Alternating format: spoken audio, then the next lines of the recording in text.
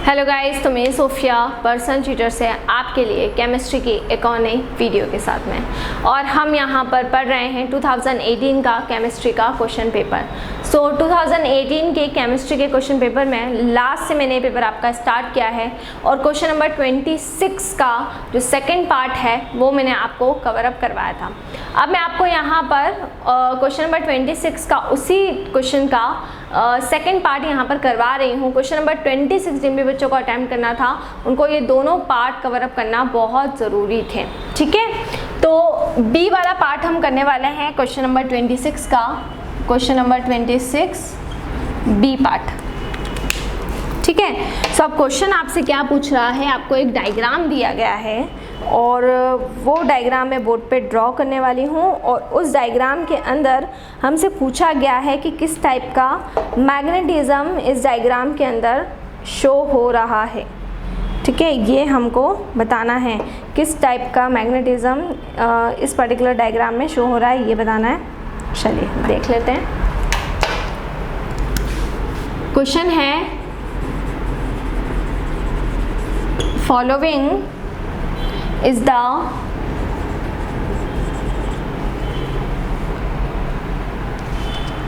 diagram of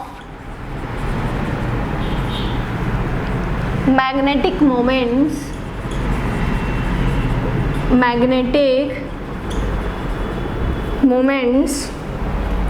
चलिए देखिए, तो ये आपको डायग्राम दिया हुआ है।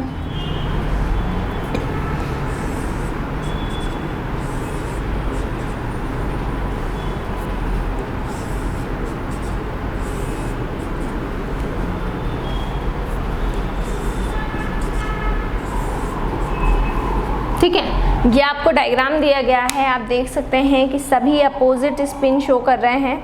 अब आपको बताना है what type of magnetism,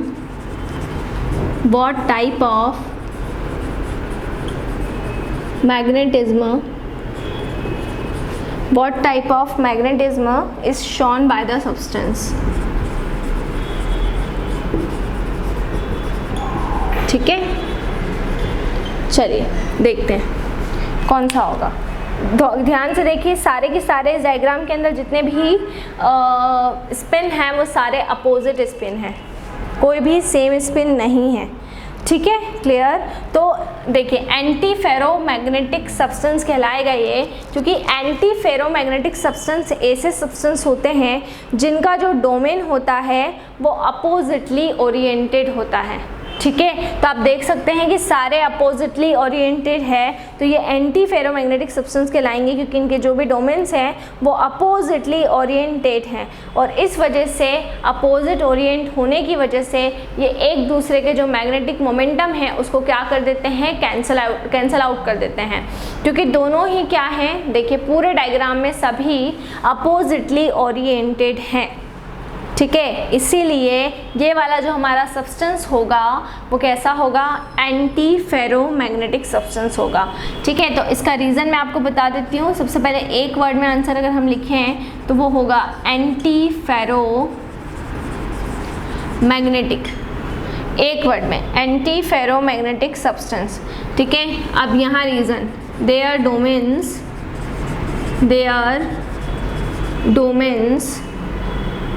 are oppositely charged, their domains are oppositely charged and cancel out each other magnetic moment। इनके जो डोमेन्स रहते हैं वो एक दूसरे से क्या होते हैं, अपोजिटली चार्ज होते हैं, और इस वजह से ये एक दूसरे के जो मैग्नेटिक मोमेंट है उसको क्या कर देते हैं, उसको वो कैंसिल आउट कर देते हैं। तो एक पर्टिकुलर रीज़न तो आपका ये हो जाएगा, और आंसर इसका हो जाएगा एंटी फेरोमैग्नेटिक। फिर इसी का एक और पार्ट, ठीक है, ये हमने बी वाले पार्ट का फर्स्ट देखें, बी वाले पार्ट का फर्स्ट क्वेश्चन ये था, और बी वाले पार्ट का जो सेकंड क्वेश्चन है अब हम वो करने वाले हैं, ठीक है। What type of what type of defect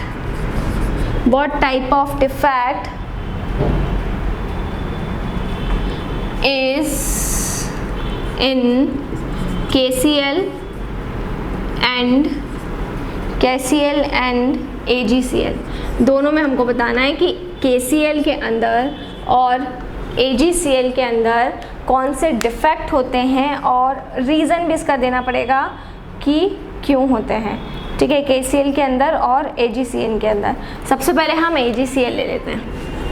ठीक है, पहले मैं आपको बता देती हूँ कि AgCl की अगर हम बात करें तो AgCl के अंदर डिफेक्ट कौन सा होता है। सो AgCl के अंदर होता है फ्रैंकल डिफेक्ट। AgCl के अंदर कौन सा डिफेक्ट होता है? AgCl के अंदर होता है फ्रैंकल डिफेक्ट। फ्रैंकल डिफेक्ट होता है AgCl के अंदर। रीज़न इज दैट, है ना, ठीक है, because Ag plus ion and Cl minus ion differ in size. दोनों जो आयन होते हैं, जब AgCl ब्रेक होगा तो Ag प्लस में कन्वर्ट होगा और Cl माइनस में कन्वर्ट होगा। तो Ag प्लस आयन और Cl minus ion is differ in size. दोनों ही एक दूसरे के साथ में साइज में क्या होते हैं? डिफर होते हैं टू लार्ज एक्सटेंट। ठीक है, लार्जर एक्सटेंट के अंदर ये एक दूसरे के साथ में क्या रहते हैं? डिफरेंट होते हैं, डिफर होते हैं। ठीक है, क्लियर? इसी वजह से जो Ag प्लस होता है उसका साइज बहुत छोटा होता है। ठीक है, तो Ag प्लस आयन ऑक्यूपाइज, ठीक है, इंटरस्टिशियल साइट्स।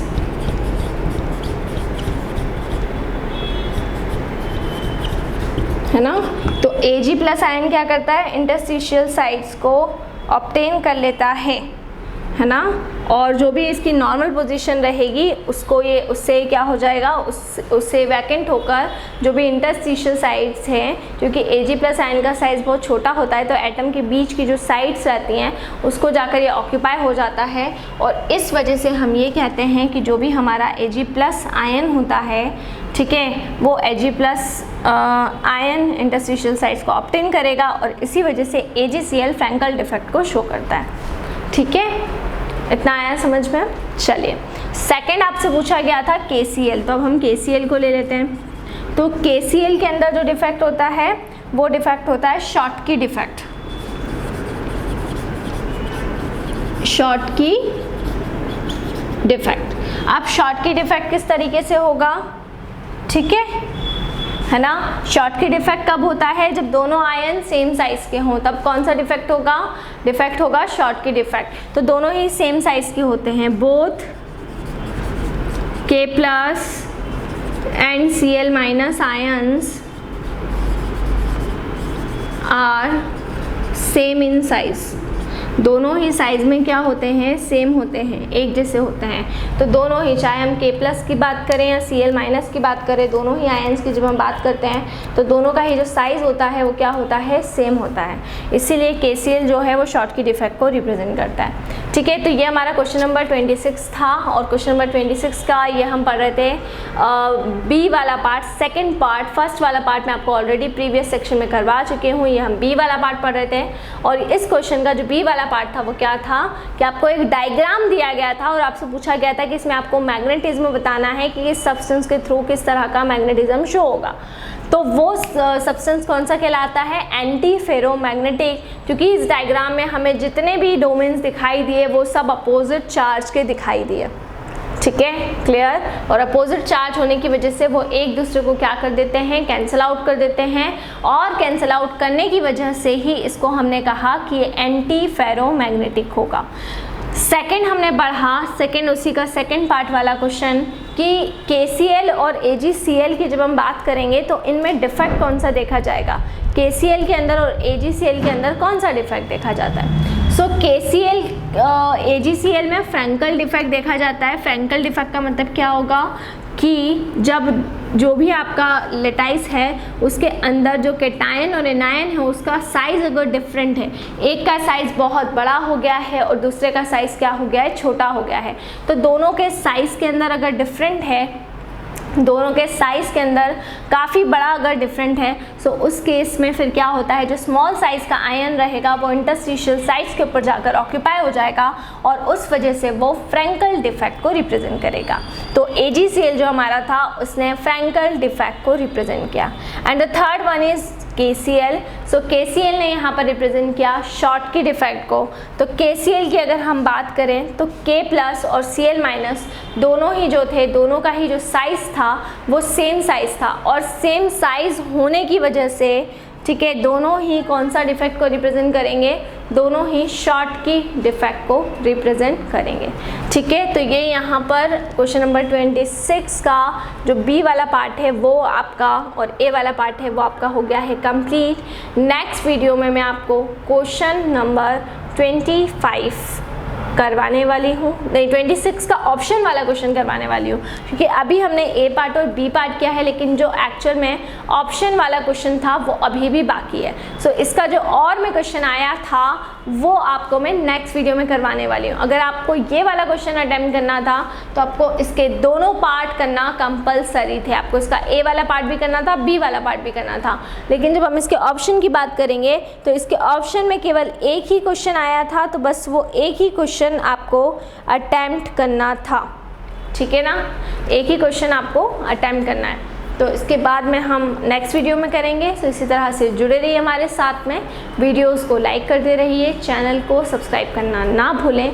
कोई भी डाउट, कोई भी क्वेरी हो उससे आप कमेंट सेक्शन में डाल सकते हैं। और अगर आप हमसे ऑनलाइन होम क्लासेस पढ़ना चाहते हैं तो हम आपको ऑनलाइन होम क्लासेस की फैसिलिटी भी प्रोवाइड करा रहे हैं। हमसे ऑनलाइन होम क्लासेस पढ़ने के लिए डिस्क्रिप्शन में जाकर सारी डिटेल्स ले लें और हमसे कांटेक्ट करें। घर पर रहें, सुरक्षित रहें, बाहर ना निकलें, बहुत ज़रूरी हो तो ही बाहर निकलें। दूसरी चीज़, मैंने आपको 2020 और 19 का केमिस्ट्री का पेपर सॉल्व करवा दिया है। प्लेलिस्ट के फोल्डर में जाएं, आपको 2020 और 19 का पेपर वहाँ से मिल जाएगा। इसके अलावा 2018 का भी आपको पेपर मैं अब सॉल्व करवा रही हूँ। 11-12 का कंटेंट आपके पास में ऑलरेडी अवेलेबल है। 9th का केमिस्ट्री करवा दिया गया है। 10th के 2 चैप्टर हो गए हैं। तो आप प्लेलिस्ट के फोल्डर में जाकर टाइप करें, वहाँ पर आपको सारी वीडियोस मिल जाएंगी। Thank you.